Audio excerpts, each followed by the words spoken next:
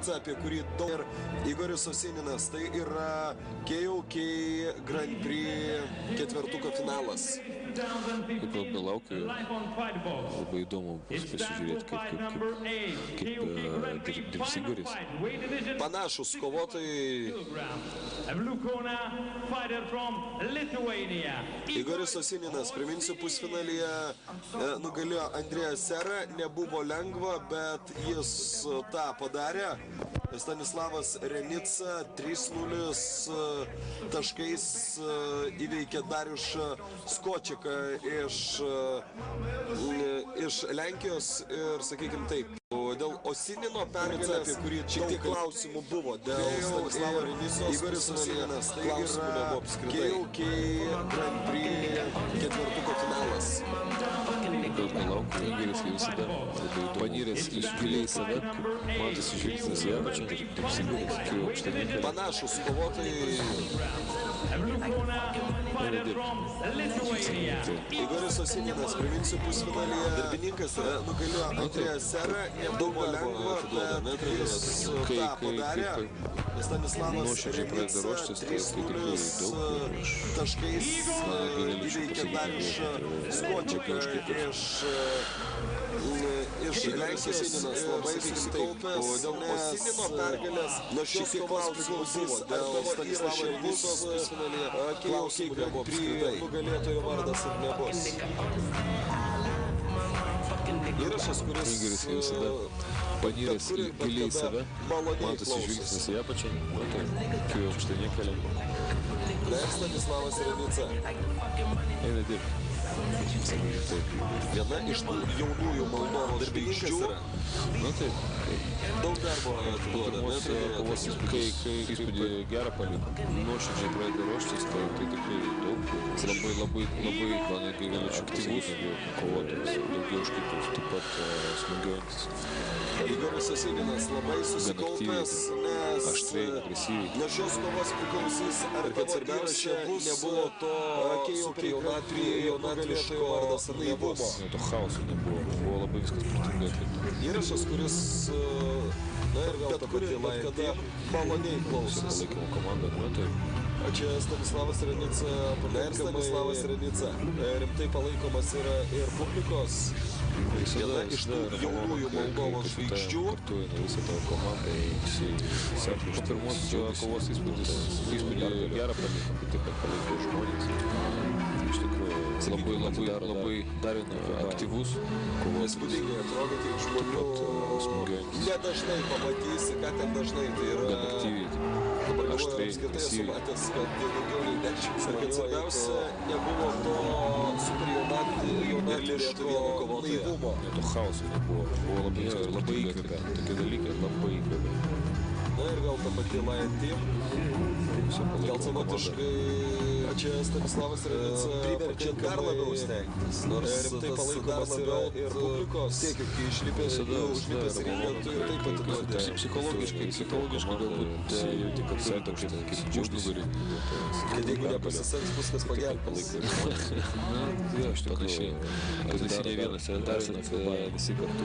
Įspūdingai atrodo, kaip žmonių nedažnai pamatysi, ką ten dažnai tai yra. Dabar galvoju, ir apskritai esu matęs, kad daugiau nei 10 žmonių eitų 65 kg ir KOK Grand Prix finalinė dvikova. Igoris Osininas Lietuva, Stanislavas Renica Moldova. Gal savotiškai priverčia dar labiau stengtis, nors tas dar labiau siekia, kai užlipęs ringą, tu ir taip atiduoti. Psichologiškai galbūt jauti, kad turi tokį kaip užnugarį. Teko, kad jeigu nepasiseks, bus kas išlipti iš ringo. Osininiui 21 metai, 1,70 cm, 65 kg. Ruošitės tai kovai, visi kartu eina to kovą. Stanislavas Renica. Visokiausių darbų reikia atlikti pačiam. 23 metai, 1,66 m ir 65 kg, 4 cm ūgio finalinė dvikova. Igoris Osininas Lietuva, Stanislavas Renica Moldova. Ir 3 raundai po 3 minutės. Jeigu... Kaip jau atrodo, jau Renica iš karto perėšė bandažą. Matosi pasiruošęs aktyviai kovai, kas čia vyksta. Igoris tas atsipalaidavimas vėlgi turbūt dirbs dėl labai kažkokių atsargų priežasčių darbą. išlipti iš ringo. Osinėnui 21 metai, 1,70 cm, 65 kg. Stanislavas Renica. Labai susikaupė kovose. Bet čia turbūt kitą kartą 23 metai, 1,66 ir 65 cm. 4 cm ūgio persvarą turi prieš Moldovos kovotoją lietuvius. Taip, be abejo. Bet kartais būna, kad žinot, kai į save esi panyręs, tai jau nori, tai jau matosi iš Renica iš karto, kad tu esi kažkur tai pasiruošęs giliai. Aktyviai kovai. Igoris dabar tas atsipalaidavimas mėgėjų dirbs vakarienės labai atsargų federacijai. 3 ar 4 kovos neskubės pareikia kiekvienai. Iš susikaupimo atrodo labiau susikaupęs lietuvis. Igoris visada labai susikaupė prieš kiekvieną kovą. Bet čia turbūt kitą kartą išorinė būsena nenusako tos tikrosios būsenos. Irgi turbūt neretai tai buvo. Kartais, kai... Čia pataikė, kur nereikia Igoris. Taip, be abejo. Bet kartais būna, kad žinot, kai į save esi panyręs, tai nori to ar nenori, tai jau matosi iš išorė, kad tu esi kažkur tai ten giliai. Kol kas... Laukia Igoris per daug. Igoris dabar Sirinsis pasaulio čempionu tapo mėgėjų. Laukia vienas Igoris užspaus ir tada galės laisvai kovos pradėti. Taip pat kiekvienai susikaupęs. Turėtų prieš aktyviai Igoris Ukrainą kažką daryti. Girdime trenerą Taip pat Žikaus patarimus. pasaulio čempioną. Leiskime būti patogioje distancijoje. Labai įspūdinga. Taip, reikia pačiam šaudyti, Igoris laimėjo. Po Čia trupučiu. pataikė, kur nereikia Jeigu ne Igoris. kombinacijom, tai bent taip netyčia. Paskui gerai iš kojos, iš distancijos. Bet matom, tik truputėlį arčiau prieina. Daugiau nei minutę sukovota pirmajame raunde finale. Ir kol Labai kas... greitas. Laukia Igoris per daug. Matas Sirinsis spaudžia. Laukia, kad Igoris užsispaus ir tada galės Galbūt laisvai galima dirbti. išbandyti ir kojų smūgius. Ypač turint tą, nors ir nedidelę, bet 4 cm aktyviai persvarą. kažką daryti. Girdime trenerą Žikaus patarimus. Leiskime būti patogioje distancijoje. Gan aukštai laiko rankas. Taip, reikia pačiam šaudyti. Po trupučiu būtų sujungti. Jeigu ne kombinacijom, tai bent jau rankų ir pasmūgiai iš kojos, iš distancijos. Bet matom, tik truputėlį arčiau prieina, Igoris Osinėnas iškart sulaukia smūgį. Bet reikia bandyti. Kai stovės vietoje, labai greitas. Pats važiuos, dėja nenukris.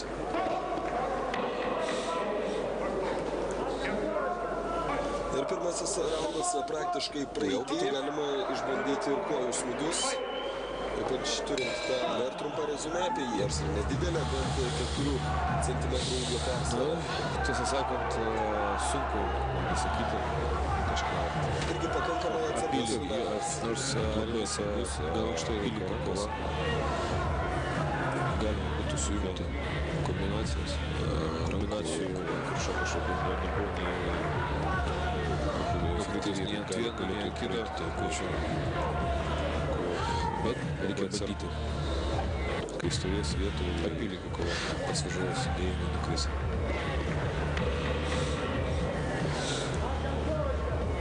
Ir pirmasis raundas, koks bus antrasis raundas, žiūrėsime, koks bus trečiasis, jeigu bus. Bet trumpą rezumę apie jį. Renica pradės aktyviau dirbti. Tiesą sakant, Ką gali Igoris dar pasiūlyti, tai ko nepasiūlė pirmajame? Kažką. Irgi pakankamai atsargus Igoris finalas. taip pat labai atsargus, dirbti pasitikimo. Taip pat kombinacijų takošų negalima buvo nei nukritus nei ant vieno, nei ant kito, bet čia kovoti labai atsargu. Vienas smūgis smūgio Igoris, kas nėra labai efektyvu, ypač šitam svoriui.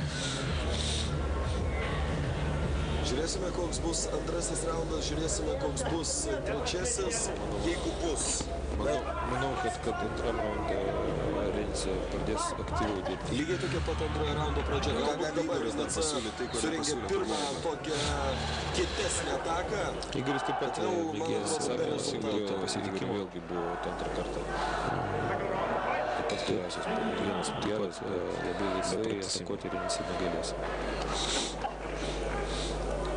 Ir koją turėtų paleisti Igoris.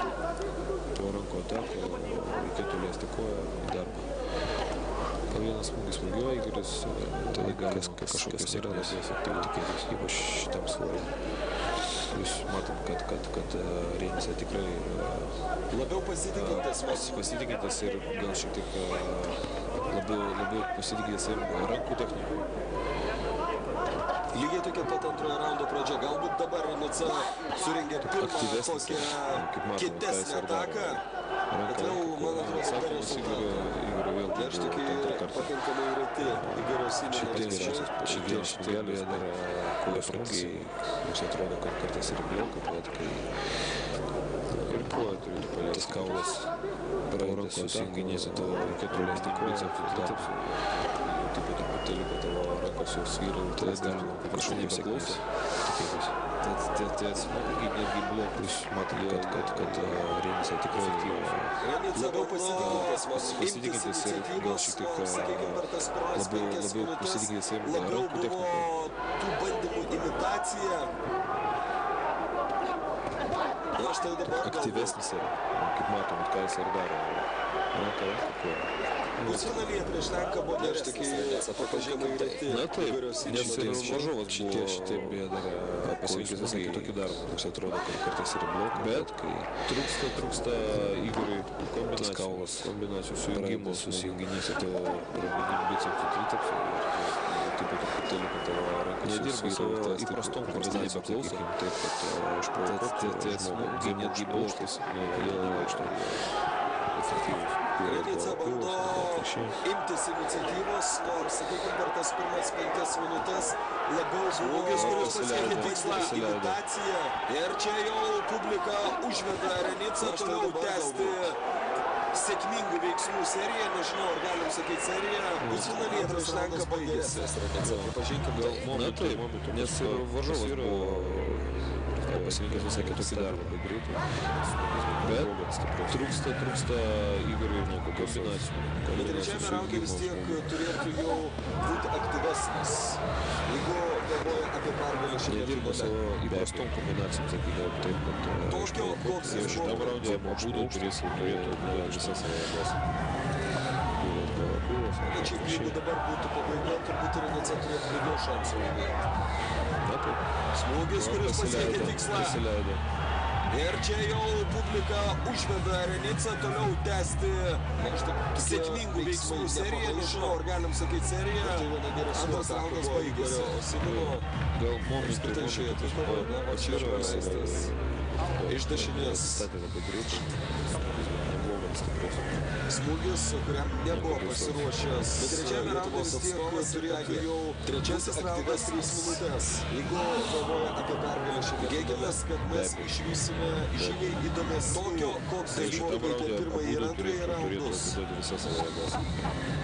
Na štai, tačiau jeigu dabar būtų pabaiga, turbūt Renica turėtų daugiau raundus, mes praktiškai nematėme, su retomis išimtimis, mes nematėme kojų smūgių. Renicos ataka irgi galinga. Tokie veiksmai nepamaišo. Ir tai viena geresnių atakų buvo Igorio Simono. Permušti, jeigu yra pavojinga, tai iš dešinės. Jau pradėti viską iš naujo. Smūgis, kuriam nebuvo pasiruošęs Lietuvos atstovas ir vėl teisėjas. Trečiasis raundas 3 minutės. Patys. Jo, po vieną smūgį. Tikėkimės, kad mes išvysime žymiai įdomesnių dalykų nei per pirmąjį ir antrąjį raundus. Na štai, kombinacijas pagaliau. Renica labiau pasitikė savo jėgomis ir Renica nereikėtų paleisti, bet turėtų pats Igoris spausti. Su retomis išimtimis mes nematėme šiek tiek bijo. Renicos ataka irgi galinga. Teisingai, ypač kai tu varžovai duodi dirbti, laisvai kvėpuoti, tai jis jau gali permušti, jeigu yra pavojinga, tai geriau apsikabinti. Laisvas atakas, pradėti viską iš ranką ir koją ir Ir viskas. Ir vėl ginčas. Žmogau. Čia vėl teisėjas skiria kovotojus. Tik nereikėtų jos pavienį, reikėtų toliau tęsti. Dabartinėje situacijoje, jeigu nebandysi užspausti varžovo, tu esi pralaimėtojas. Renica labiau pasitikė savo jėgomis ir Renica... Nereikėtų paleisti dabar, turėtų pats Igoris spausti po virvų. Aišku, labai lengva čia sėdėti stebint per televiziją, bet tai labai jaučiasi. Ypač kai tokio lygio būdų varžovai yra. Ypač kai tu varžovai duodi labai aukštas lygis. Tai jis jau pradėjo daryti žiūrėjus ir žaidimus kaip 65 kg svorio kategorija finalas. Laisvas atakas. 2-3 smūgiai rankom ir kojas gali. Ir viskas. O čia geresnis bandymas. Tik nereikėtų sustoti, reikėtų toliau tęsti. Dabartinėje situacijoje, jeigu nebandysi užspausti varžovo, tu esi pralaimėtojas. Bando kelias palaužti jo gynybą. Iki dvikovos pabaigos lieka tikrai nedaug laiko ir kažkaip susidaro įspūdis, kad Stanislavas Renica šioje dvikovoje buvo labiau pasitikinti savo jėgomis, atliko daugiau veiksmų, kurie privertė Suriečius turėtų bent jau tą paskutinės atakas surėkti. Bet pasileidė Stanislavas Renica. Sunkios 9 minutės, labai sunkios ir ploja publika. Ne tik tas VIP stalelis, bet ploja visi į areną susirinkę žiūrovai. Gal šiek tiek pritrūko jo gynybą. Iki dvikovos pabaigos lieka tikrai nedaug laiko ir štaip susidaro įspūdis, kad Stanislavas Renica šioje dvikovoje labai galingos Renicos atakos. Labiau pasitikinti savo jėgomis, atliko daugiau veiksmų, kurie privertė... Dar atiko po šiek tiek pritrūko 10 sekundžių turėtų, bet jau tą paskutinės atakas surėks. Bet kas pasileidė? Toli gražu, aišku, Stanislavas Renica tikrai buvo tokių bandymų. Sunkios 9 minutės, labai sunkios ir ploja publika. Ne tik tas VIP stalelis, bet ploja visi į areną susirinkę žiūrovai. Na čia gražiai ataka. Labai gražiai buvo. Gal šiek tiek pritrūko... Aš tai atrodo kojas smūgiuoja, pasileidžia du smūgius. Smūgių sujungimų. Na kągi, teisėjų sprendimas. Aukštas. Palaikščiai. Labai galingos Renicos atakos. Po 4, po 5 smūgius. Matom, kad Moldovoje nugalėtojų tapo dar atiko po šiek tiek Stanislavas Renica, raudonasis ringo kampas. Dabar pasiekė tikslinimas transliacijos režisierius, aišku, ne kiekvienas. Dabar Fightbox Heroes Series 2015 paskutinioji super sunkiasvorio dvikova. Pavojingiausių praleistų. Kamilis Bazilakas gerai, kad spėjo pasitraukti. iš Lenkijos. Na čia gražiai ataka. Lenkijos atstovas. Na štai atrodo kojas smūgiuoja. 1,80 cm, 114 kg Kągi, teisėjų sprendimas. 35 metų amžiaus kovotojas. King of Kings Per savo karjerą yra iškovojęs tik 2 pergalės. Stanislavas Renica, raudonasis ringo kampas. Na, dar Igoris Osininas, transliacijos režisierių trumpam. Dabar Fightbox Heroes Series 2015 paskutinioji super sunkiasvorio dvikova. Kamilis Bazilakas iš Lenkijos. Lenkijos atstovas. 1,80 cm, 114 kg svorio ir 35 metų amžiaus kovotojas. Per savo karjerą yra iškovojęs tik 2 pergalės, būtent pagal MMA taisyklės, kokiamis vyks ir šį dvikovą. Žekas Mvamba yra pirmasis, Karlas Eteringtonas yra antras, prieš kuriuos pavyko laimėti šiam Lenkijos kovotojui. Ir įdomu yra tai, kad per visą karjerą MMA ringe Kamilis Bazilakas niekart nekovojo 2 raundų. Viskas baigdavosi pirmajame raunde ir tai gali būti pirmas kartas per šio sportininko karjerą, kai jis kovos maksimalų laiką. Tomas Pakutinskas per savo karjerą yra kovojęs nemažai. Paskutiniai jo laimėjimai: Jurijus Višnevskis prieš metus Siemens arenoje, nugalėtas varžovas, ir Janušas Dilevskis balandžio 18 dieną taip pat buvo iškovota pergalė. Ir įdomu yra tai, kad tos paskutinės 2 pergalės buvo iškovotos mažiau nei per 1 minutę. Taip kad Pakutinskas, irgi galim sakyti, kad yra iš tokių kovotojų, kuris nori viską išspręsti labai greit.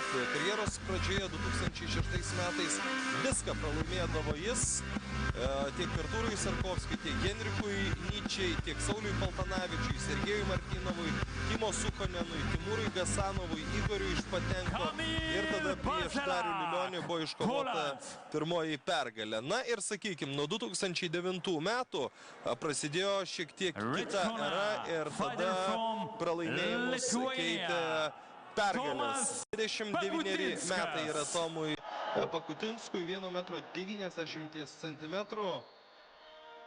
Ir gerokai lengvesnis už savo priešininką iš Lenkijos. Stebėti bus tikrai įdomu.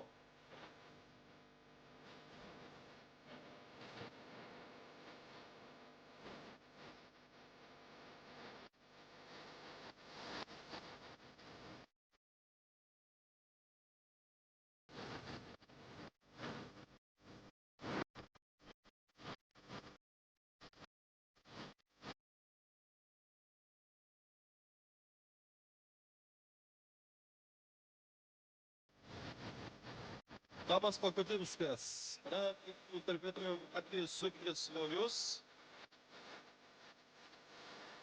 gali būti, kad tai yra net ir pats geriausias Lietuvos supersunkaus svorio kategorijos kovotojas.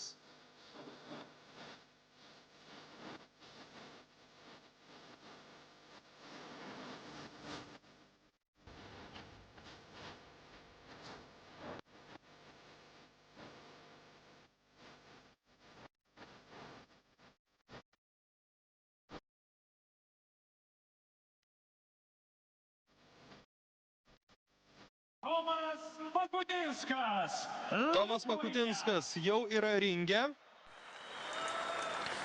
Na ir pirmiausiai pristatomas dar kartą Lenkijos atstovas.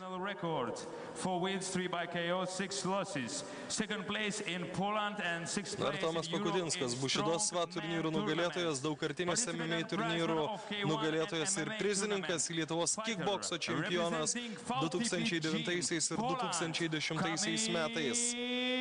Na, čia vis dar Kamilis Vanderlei Bazilakas. Vanderlei šio sportininko pravardė.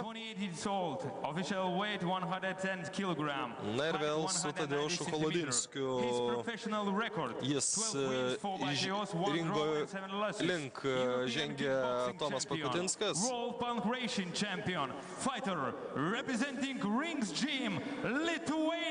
Ir beje 2015 metais, dabar jei neklystu, kovos menų festivalyje Tomas Pakutinskas buvo pripažintas geriausiu pankratijono kovotojų mūsų šalyje. 2 raundai po 5 minutės, maksimalus laikas 10 minučių ir jeigu dar per tą laiką nepavyktų išsiaiškinti nugalėtojo, būtų turbūt skiriamas ir ekstra raundas. Bet aš minėjau, kad Lenkas per savo karjerą, nepriklausomai nuo to, ar laimėdavo kovą, ar pralaimėdavo, niekada nežengdavo į antrąjį raundą. Viskas būdavo išspręsta per pirmąjį. Na ir ar ta tendencija pasikartos, ar ne, pamatysime labai greitai. Aišku, kad sunkiasvorių dvikovoje užtenka vieno galingo smūgio ir, kaip sakant, ačiū už dėmesį, viso gero.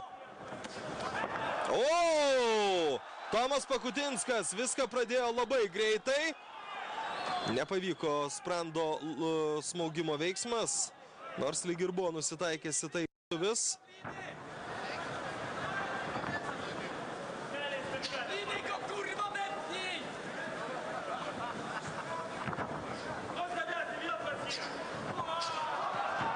Tomas Pakutinskas, pirmosios minutės favoritas, čia smaugimo veiksmas, neįsigelbės Lenkas, jis pasiduoda, teisėjas iš karto net neužfiksavo, štai taip.